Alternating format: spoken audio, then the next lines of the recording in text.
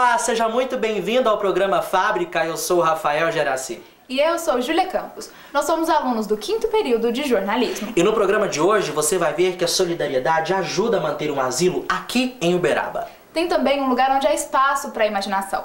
A Casa Paulo Lima mobiliza o cenário da literatura na cidade. Foi lançado o Memorial da Imprensa. É um projeto que digitalizou jornais desde 1875 e é pioneiro no estado. E apesar de serem aves mansas, os pombos trazem problemas para a população.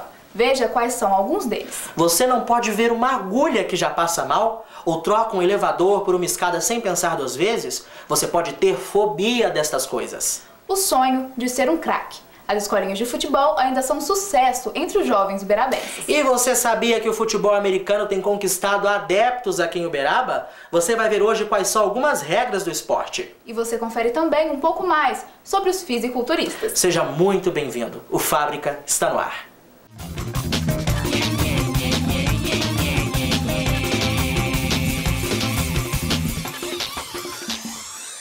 A gente abre o Fábrica de hoje falando sobre solidariedade. E a pergunta é, Júlia, como se mantém um asilo? Entre doações e incentivos, o Lar André Luiz em Uberaba encontrou uma ajuda diferente. Um bazar solidário que arrecada recursos unicamente para a instituição. Quem vai contar essa história pra gente é o repórter João Vitor Matarim. O Bazar Dona Efigênia, criado há 2 anos, atende pessoas de diferentes cidades. As roupas, calçados, bolsas, acessórios, brinquedos vendidos são seminovos. Dona Irma, cliente fiel do bazar, é um exemplo de que ninguém sai daqui sem comprar nada. Eu compro de tudo que eu goste, que sirva para o meu uso, eu compro. E assim a gente está colaborando com o lar. Tudo aquilo que é arrecadado aqui no bazar é revertido aqui no Lar André Luiz. São 28 idosos beneficiados com essa e outras atividades. O bazar recebe doações de Uberaba e região. Priscila é uma das doadoras e colabora periodicamente com o bazar. É importante ajudar em todo lugar, não é só aqui, mas em todo lugar. Mas aqui eu me senti em casa, aqui eu me senti muito acolhida, as pessoas, a coordenação acolhem você também. E ali no asilo, nossa, as pessoas, as senhoras são tão carentes, a energia ali é tão boa, tão gostosa, que faz bem pra gente, não só pra eles, mas pra gente também. Os preços dos produtos variam entre R$1 e R$20. Toda a renda é revertida em benefício do lar e tem garantido a melhoria da qualidade de vida dos idosos.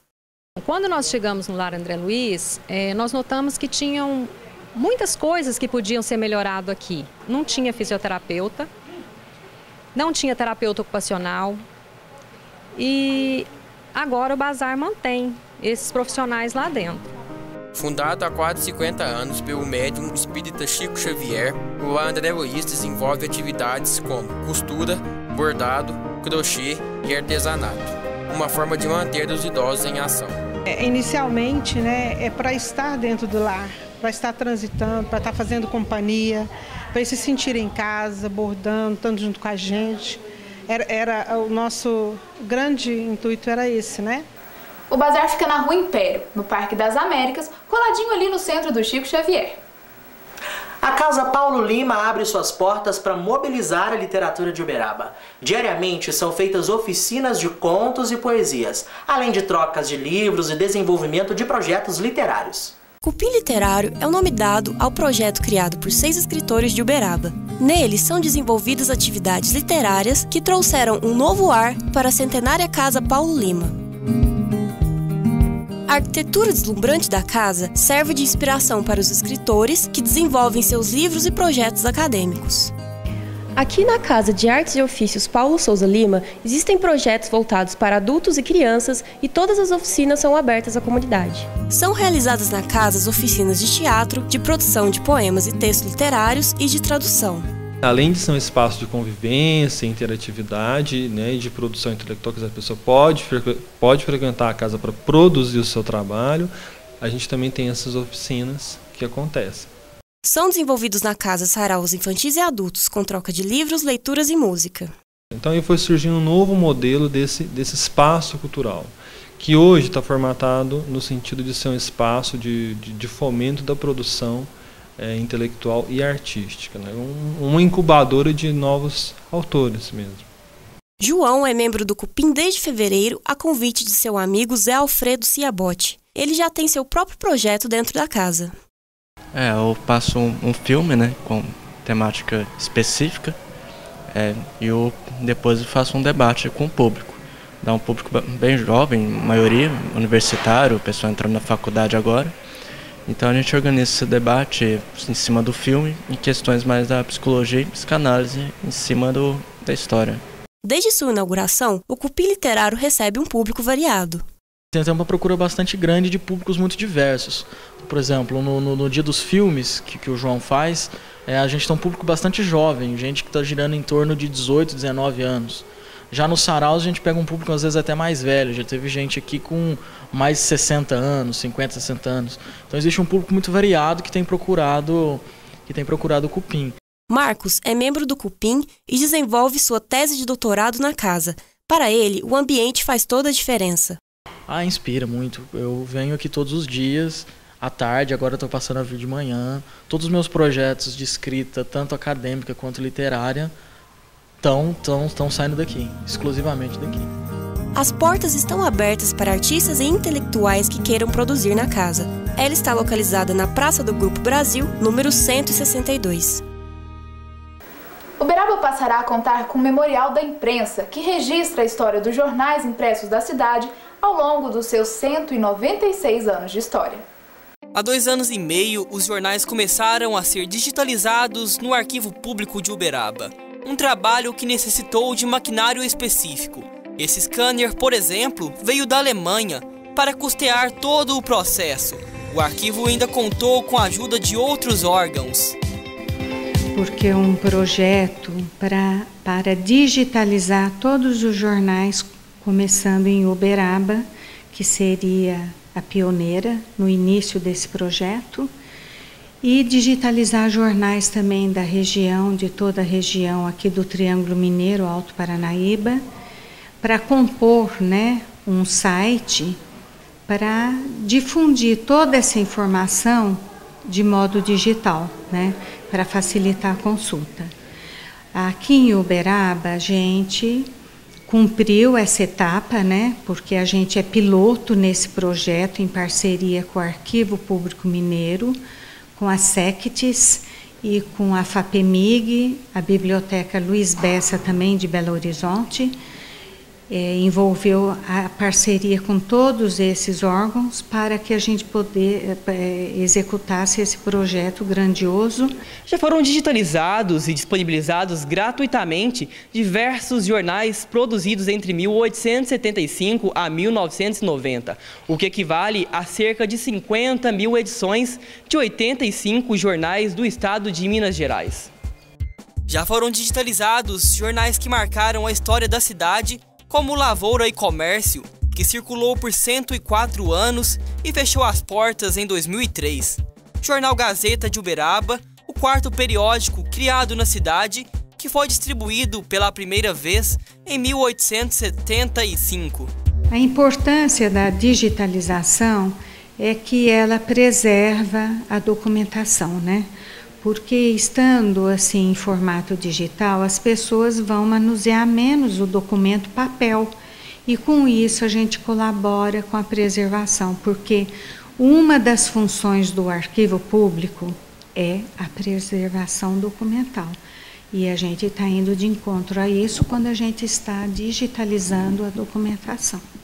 Guido Bilharinho foi editor do Correio Católico na década de 60 e acompanhou parte da trajetória da imprensa na cidade.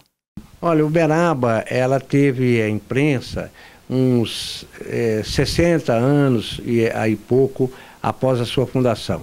Porque a data da fundação de Uberaba mais ou menos já está fixada entre o fim de 1816 e começo de 1817. Quer dizer que Uberaba agora, no fim do ano e começo do ano que vem, estará fazendo realmente 200 anos de fundação mesmo, porque todas as outras datas são datas importantes, mas já depois que Uberaba foi fundado.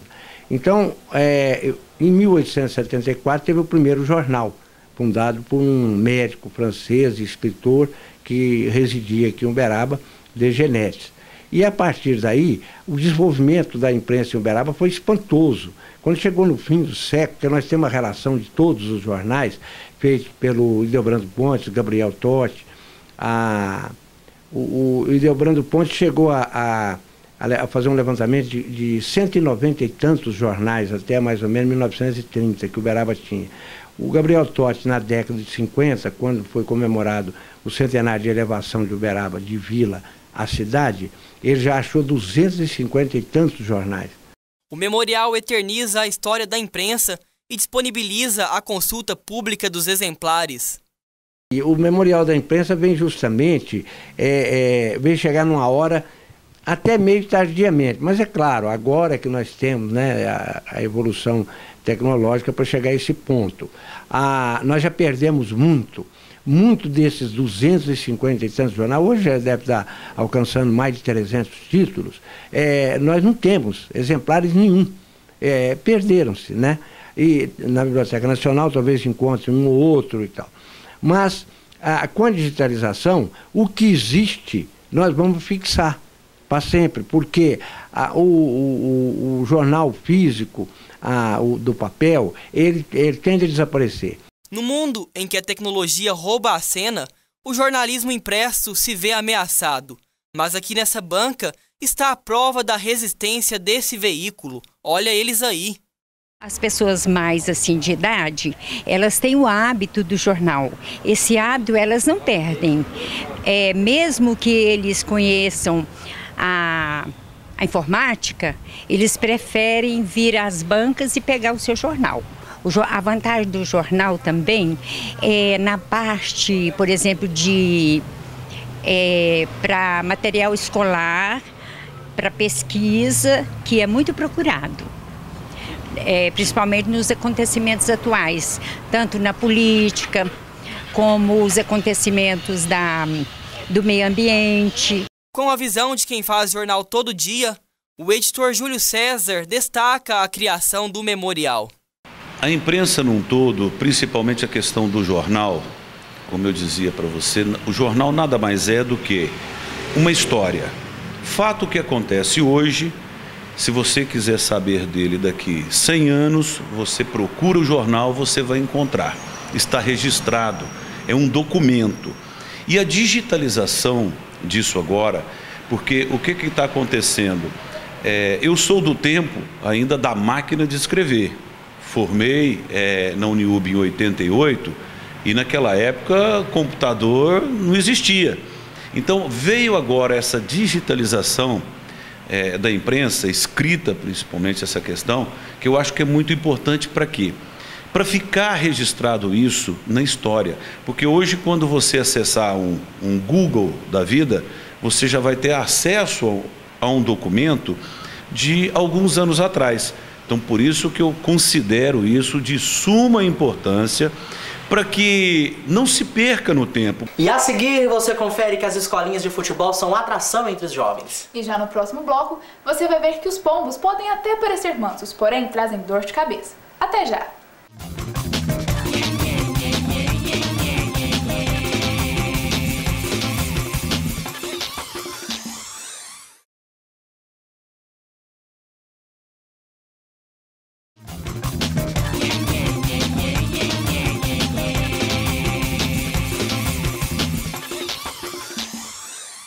O Fábrica tá de volta e agora a gente fala sobre os pombos. São aves mansas, mas trazem preocupações e transmitem doenças para a população. O repórter Rafael Torres foi às ruas para mostrar o que esses bichos podem causar. Centro, Praça da Badia, Praça Jorge Frange.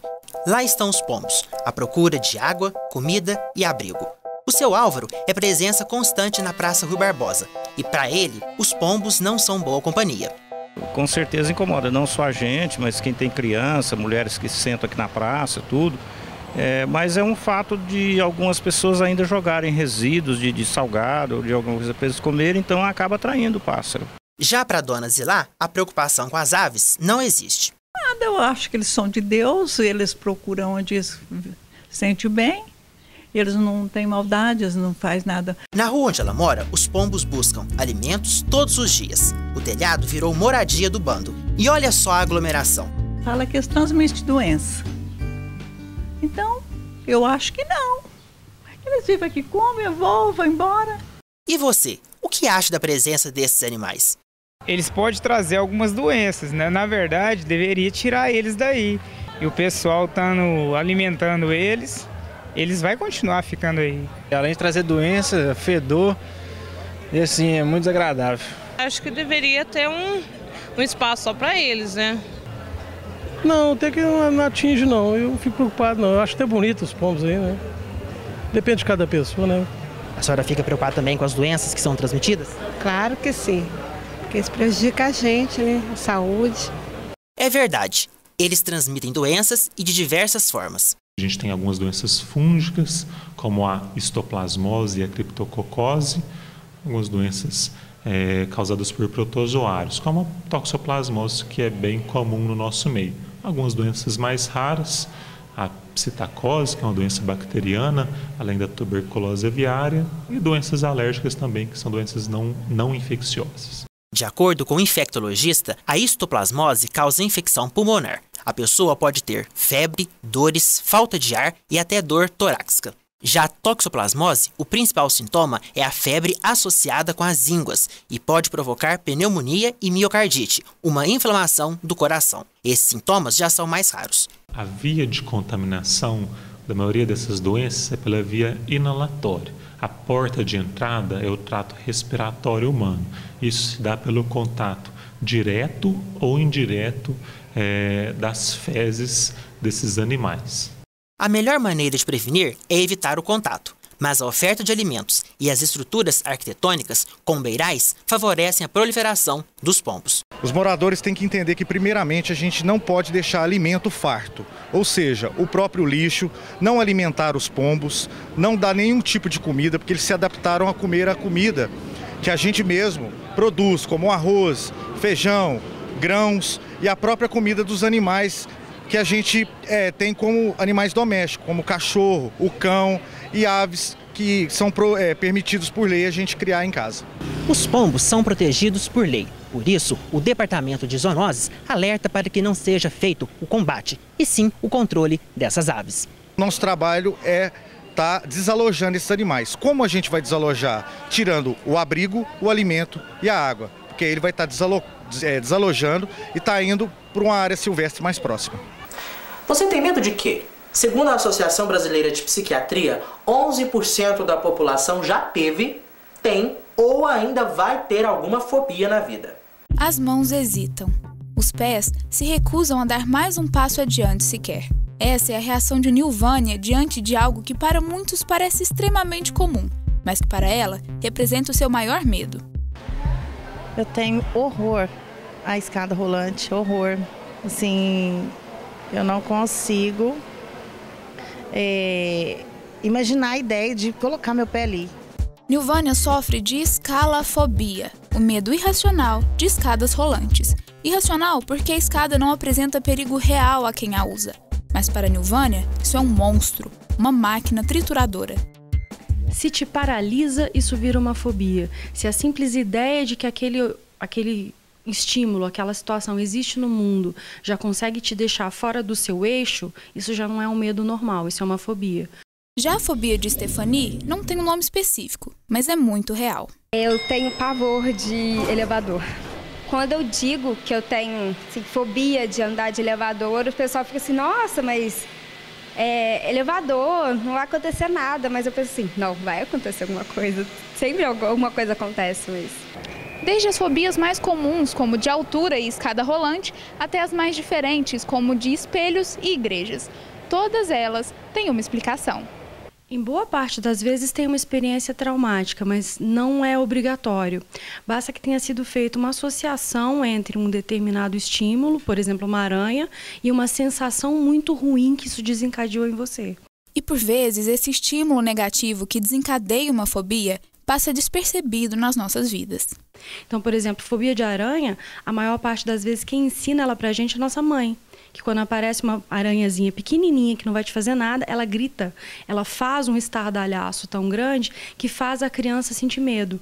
Aquilo pode ser o desencadeador para que dali na vida adulta ela tenha medo, tenha fobia de aranha e nem saiba mais localizar de onde que veio. No caso de Stephanie, a fobia começou após uma experiência bastante marcante em sua vida. Foi uma vez que eu cheguei de uma festinha assim, com uma amiga e tava começo de temporal. E aí tava dando umas trovadas, eu falei assim, eu acho que eu vou subir de escada, mas como eu morava no 5º andar de um prédio, eu falei assim, não, eu vou subir de elevador. E aí acabou a luz na hora que eu tava no 1º andar. E eu fiquei desesperada, eu era novinha. E desde então eu sempre tive um certo receio assim de entrar no elevador sozinha. As fobias podem gerar constrangimentos. O estudante Leandro tem fobia de lugares fechados e sem circulação de ar. É a famosa claustrofobia.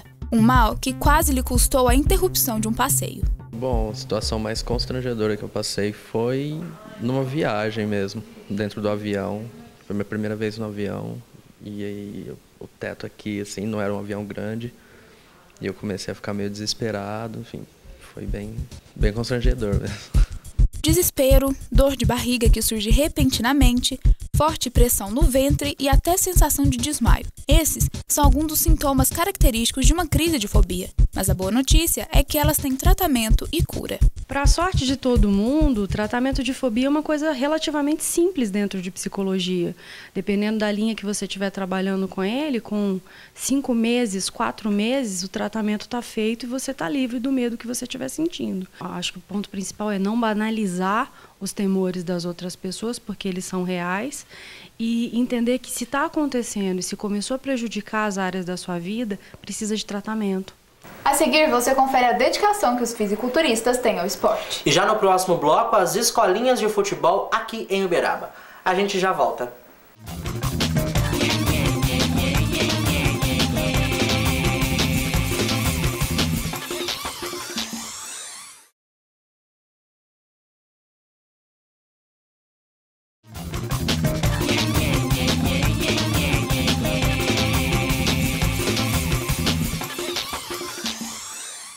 Você sabia que o Uberaba Esporte possui uma categoria de base para a formação de novos atletas? O sonho do futebol ainda vive na mente de muitos jovens. Um sonho que nasce aqui. As categorias de base são a porta de entrada para todos os jogadores de futebol. Mas, antes de se tornar um grande craque, é preciso muito trabalho e uma rotina intensa de treinamentos.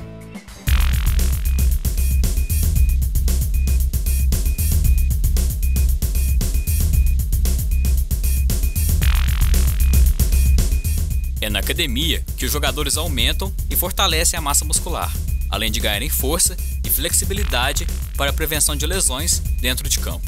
O que pode agregar é muita coisa, porque geralmente a força você pode adquirir aqui, você pode adquirir no campo também, mas aqui é especificamente para isso, de criar força na hora que você vai trombar. Eu acho que um chute pro gol na hora que você estiver cansado, você ainda vai ter força para conseguir. A nossa preparação física é toda voltada para o trabalho no campo, certo? Onde a gente tem sempre as nossas restrições, temos os alunos que às vezes já tiveram lesões anteriores, que a gente tem que fazer o trabalho aqui para reabilitá-los, a gente faz o fortalecimento de toda essa musculatura. Nessa escolinha de futebol, o objetivo é fomentar a formação de novos atletas uberabenses. São categorias de diversas idades. Hoje no Uberaba Esporte nós conseguimos juntar aí praticamente desde o sub-11, sub-12, sub-13, sub-14, sub-15, sub-16, sub-17 e sub-19.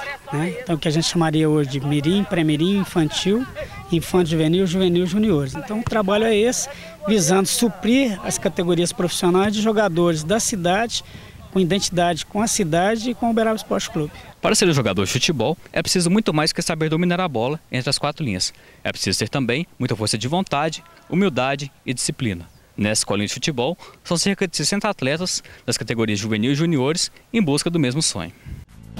Pose de atleta e um futuro promissor pela frente.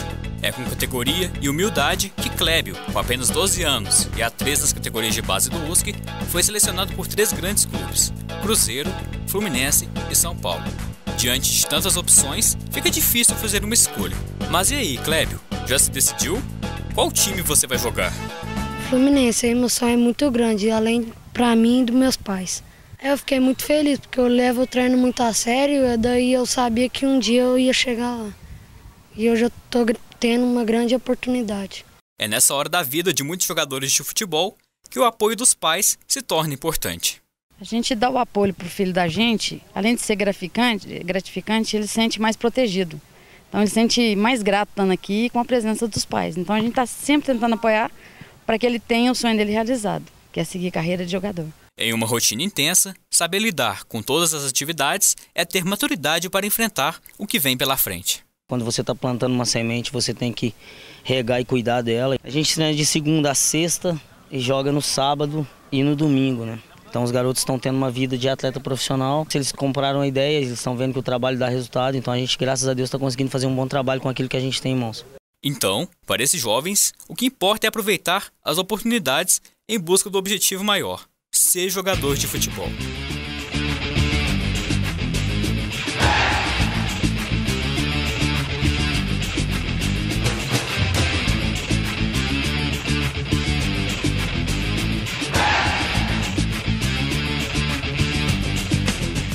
Quem tiver interesse de ingressar nas categorias de base do Uberaba Esporte deve procurar o centro de treinamento do clube e preencher uma ficha.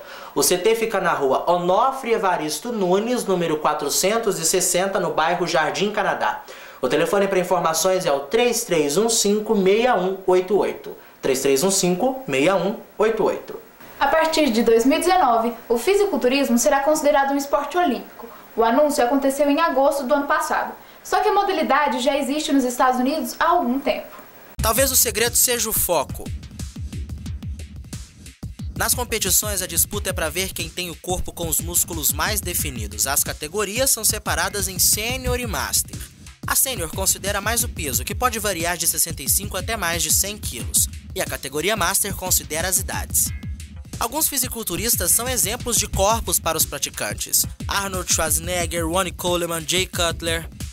O fisiculturismo é dividido em categorias, todas classificadas por peso. E João é campeão nacional na categoria sênior com 102 quilos. E fisiculturismo é um sacerdócio. A pessoa vive 24 horas para o fisiculturismo. E você ama o que faz? Eu amo o que eu faço. Nas competições de fisiculturismo, os critérios de avaliação são volume, simetria, proporção e definição.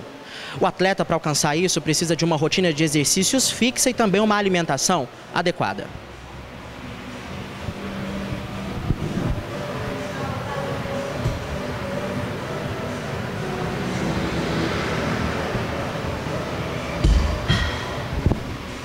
Definitivamente, não é para qualquer um. Ganhador de muitas medalhas após 13 anos de campeonatos, Renato uniu o útil ao agradável. Ganhar dinheiro com seu esporte. Ele abriu um comércio de artigos para fisiculturistas. Hoje, tipo assim, a área de suplementação, de dieta, vem crescendo muito, principalmente com as redes sociais, né? Que o pessoal fica vendo, eu quero ter um corpo legal, quero começar a treinar. Então vem crescendo bastante esses últimos anos. Mas apenas o esforço, treino e garra não são suficientes. É preciso orientação para que a ideia de um corpo perfeito não fique apenas na mente. No fisiculturismo, a alimentação é um ponto mais que fundamental, não é mesmo, doutor Ademir? Independente da situação que a pessoa chegar aqui no consultório, ela vai ser colocada para estar fazendo uma avaliação física. E aí, de acordo com os critérios e os resultados obtidos através da avaliação, nós vamos elaborar a dieta para essa pessoa. Se for um caso onde necessita a perda de peso, a dieta vai ser elaborada para esse sentido. Se for um caso para ganho de volume, a dieta vai ser elaborada para essa tal finalidade. Mas é crucial, é realmente necessário fazer uma avaliação antes de você elaborar um plano alimentar. Contar com a ajuda de profissionais faz toda a diferença.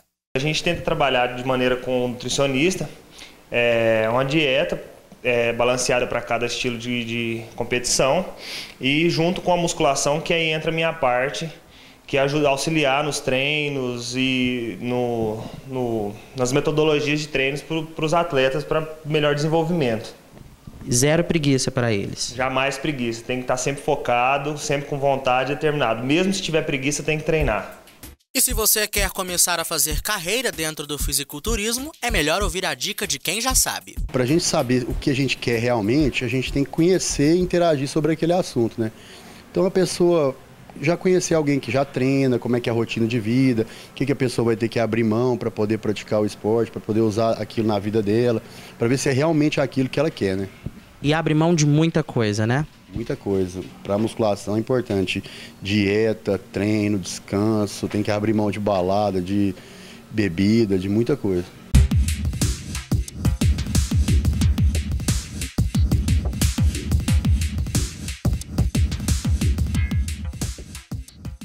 Uberaba tem um time de futebol americano e ele tá indo para a Liga Nacional do Esporte, hein?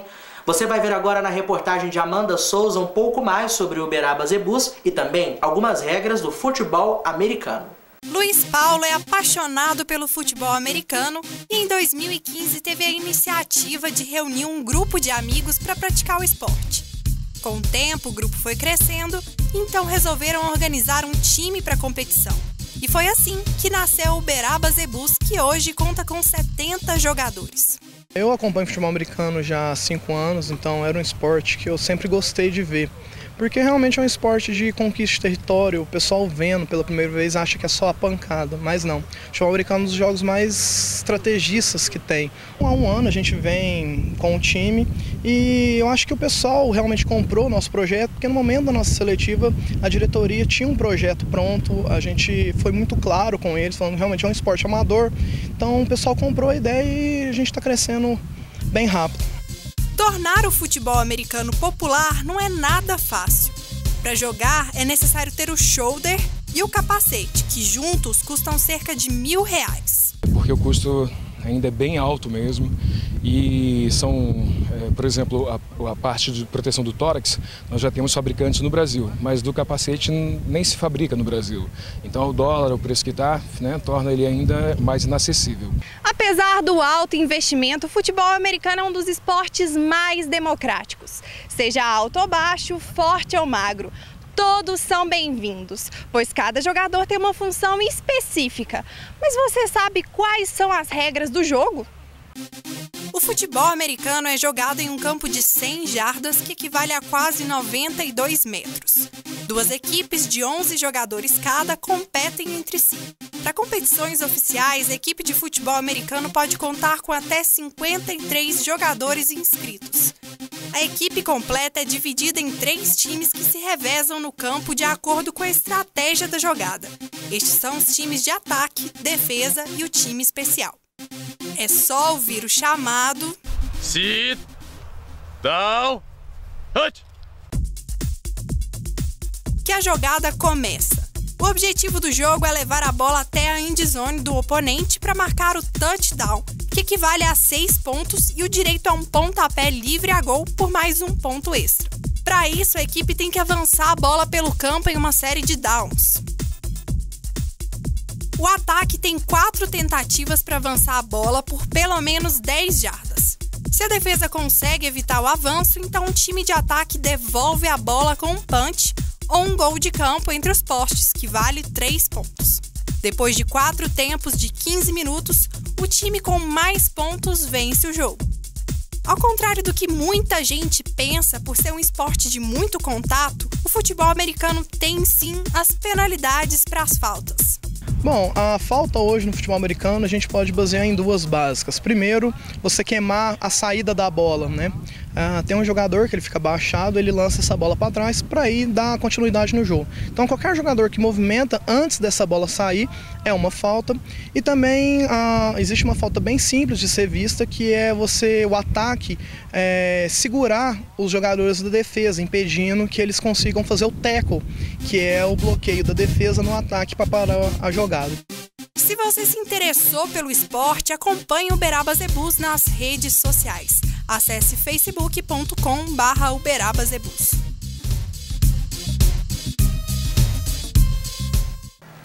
E a gente fica por aqui.